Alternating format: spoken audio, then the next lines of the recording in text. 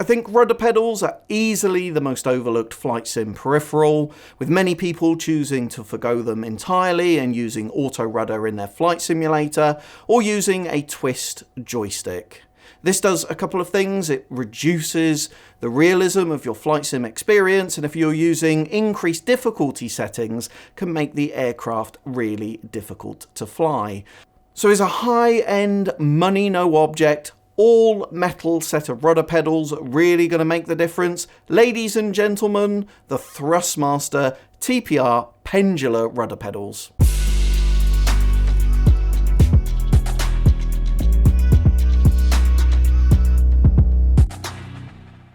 So rudder pedals do three important things in your aircraft. They control the rudder on the tail of the aircraft, which helps you maintain coordinated flight when you're banking and turning.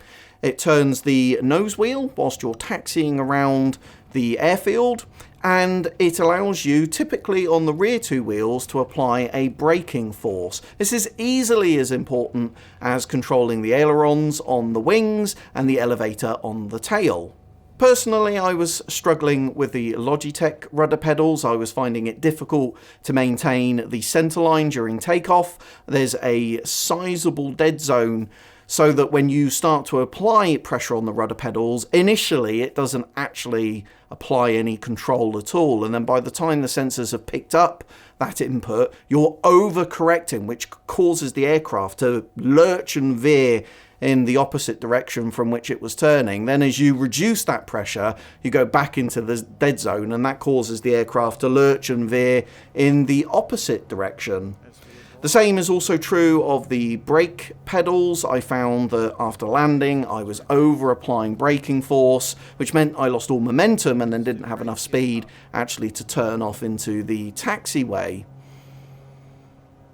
So I decided in a rash moment to pick up the Thurstmaster TPR Pendular Rudder Pedals. Now these things look exactly like you would expect general aviation aircraft rudder pedals to look like. They are all metal design, and they have a ridged section on the bottom of them so that you can get grip on your shoe and do a more realistic heels down flying. You would want to keep your toes well away from the toe brakes during takeoff so that you don't inadvertently apply the brakes. You can then move your feet up and put your heel on this ridge section during taxi so that you can apply braking force as well as turning the nose wheel using that differentiated braking to get tighter turns as you're taxiing. They're spaced wider than you would expect to find the pedals in a general aviation aircraft. This feels more akin to what you would find in a large jet airliner. But due to the all-metal design, there's some real heft to these things, 7 kilograms of weight, and I found if I pushed both of my feet forward to see if I could shift the pedals on the floor, it was actually me in the chair that pushed back, so there's no risk of these things sliding around on the floor. There's no dead zone that I could detect, and the sensors are really excellent. It allowed me to apply very small incremental amounts of input that I could get some real finite, I'm even going to go so far as to call it elegant control on the pedals. And that's as true on the toe brakes as it was for the pedals themselves. I was able to apply very small amounts of braking force appropriate for the amount of speed that I needed to lose. You can change the tension of the rudder pedals. There's some convenient springs located at the back that have handy thumb screws. One spring mounted at the top provides 2.5 kilograms of resistance, and 2 springs mounted at the bottom provide 5 kilograms of resistance.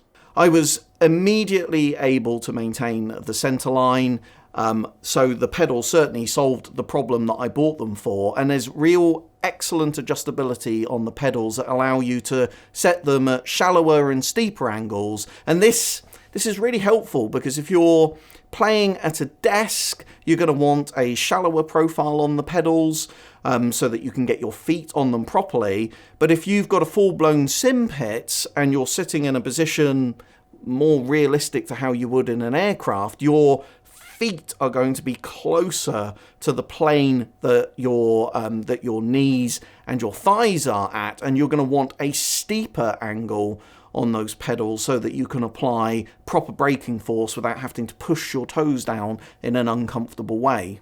The adjustments are really quick and easy to make. All you need is a hex key and there's a couple of screws that remove. There's a small amount of self-assembly when you get these things out of the box, but all you need is a small spanner and a hex key, both of which are included in the box. The difference between these pedals and the Logitech pedals is like night and day. They feel better, they look better, and they perform much, much better. But at 3.5 times the cost of the Logitech pedals, are they really worth it? And that's a really tough question to answer. There is no doubt that these are the best PC-based rudder pedals that you can buy.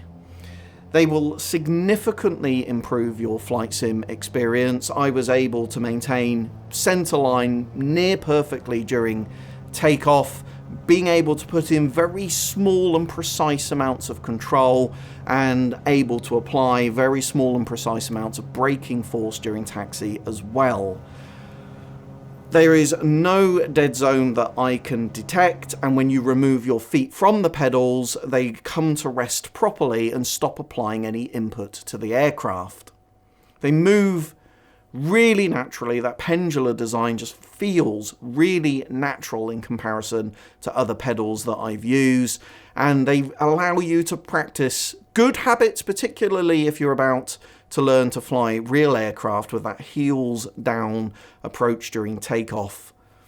But at $600, 450 UK pounds, that is a phenomenal amount of money to spend on any flight sim peripheral. And I've had Logitech ones that have lasted more than 7 years with absolutely no problem at all. So who are these for? Well, definitely the enthusiast with very, very deep pockets. I would say that these are really intended for those that want to go all out with full-blown cockpit builds.